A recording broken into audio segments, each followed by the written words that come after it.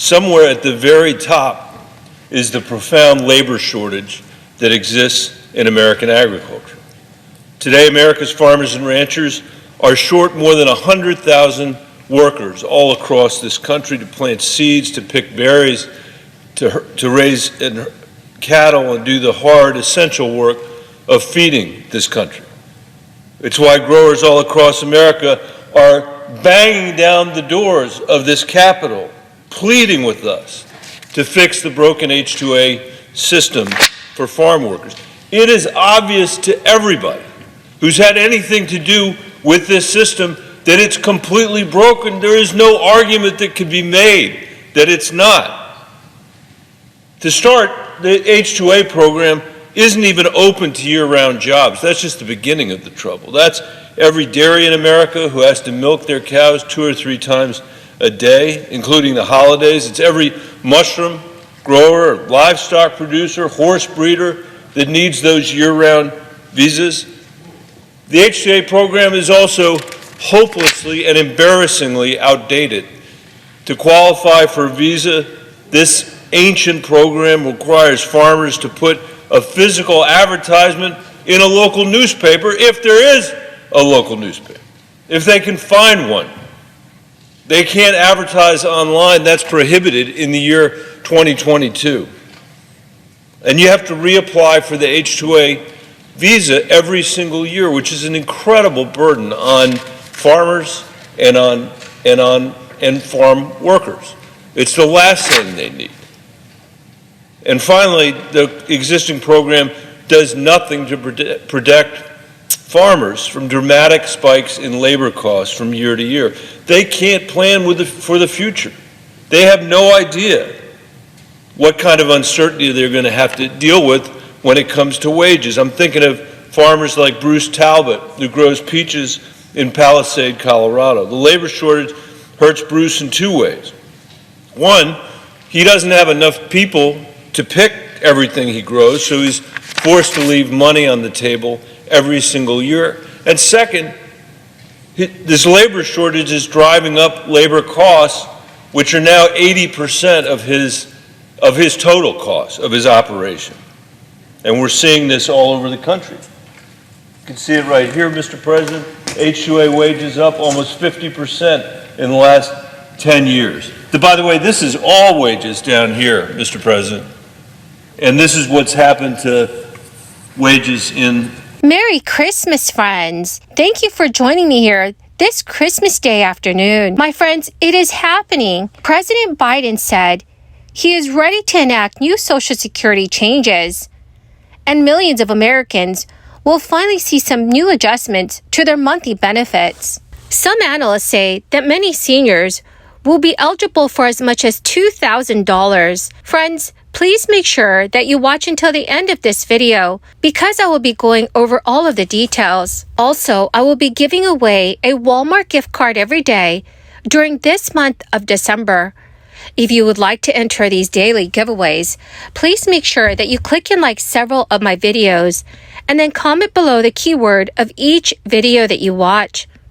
My friends, the more videos that you comment on, the greater your chances of winning these daily giveaways. Friends, please make sure that you do stay tuned for the next video because I will be announcing several winners since today is Christmas Day. So for decades now, Social Security has been one of the most divisive topics in politics, but with the Old Age Survivors and Disability Insurance Trust Fund that helps provide money for Social Security benefits, which is starting to decline and expected to be depleted by the year 2035, this is no longer an issue that lawmakers can afford to punt on. If something is not done in the next 12 years to shore up the program, then retirees could be looking at a significant cut to their benefits. President Biden is well aware of this and is working to make changes that will better fund the program and also improve current benefits, which many argue are not adequate enough to keep up with the high cost of living. The biggest problem facing Social Security right now is that the Old Age Survivors and Disability Insurance Trust Fund will soon be out of money.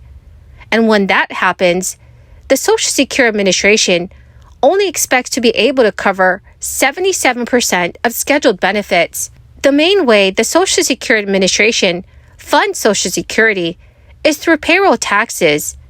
Individuals and employers each must pay a 6.2% Social Security tax on their earned wages.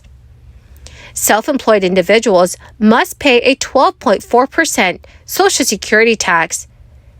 The idea is that you pay into the program while you are younger and working full-time, and then collect benefits once you retire or are close to retirement. But there is a limit on how much of an individual's earnings can be taxed for Social Security. In 2023, that limit will be $160,200.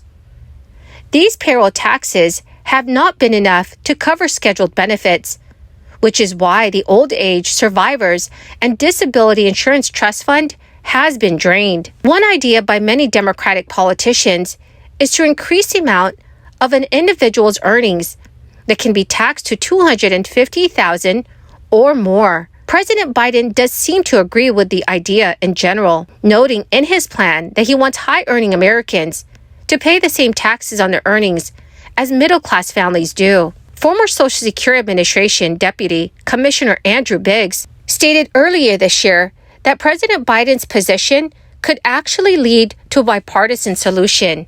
With the latest COLA increase, all retired workers who received that average in benefits will now receive $1,827 starting in January.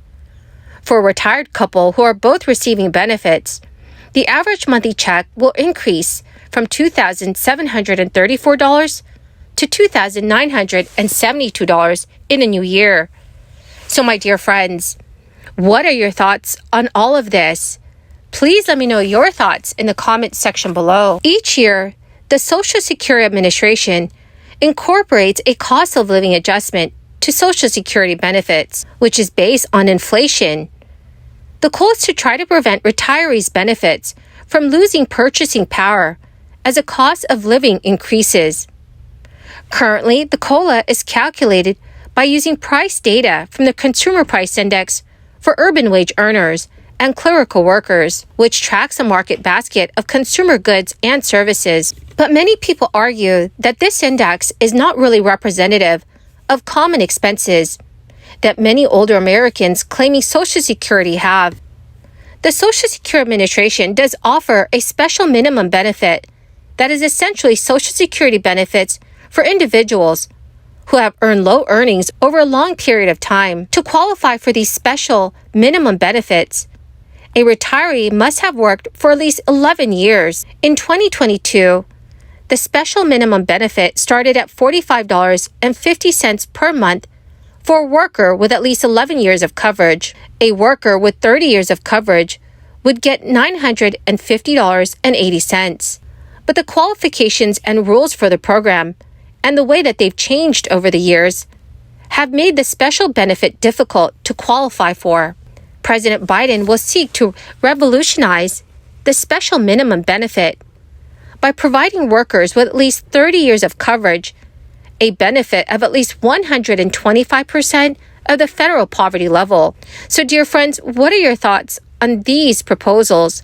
Please let me know your thoughts in the comment section below. Well, my amazing and dearest, greatest friends, that is the end of my daily stimulus update video for this Christmas Day afternoon. Thank you so much, friends, for joining me here, and I truly hope that you had a wonderful Christmas day. I will be announcing several winners for the Walmart gift card giveaway in a video later today. So please make sure that you do stay tuned for that video and enter as many keywords in the comment section below of any video of mine that you watch. Thank you, my friends, and have a wonderful and blessed Christmas Day.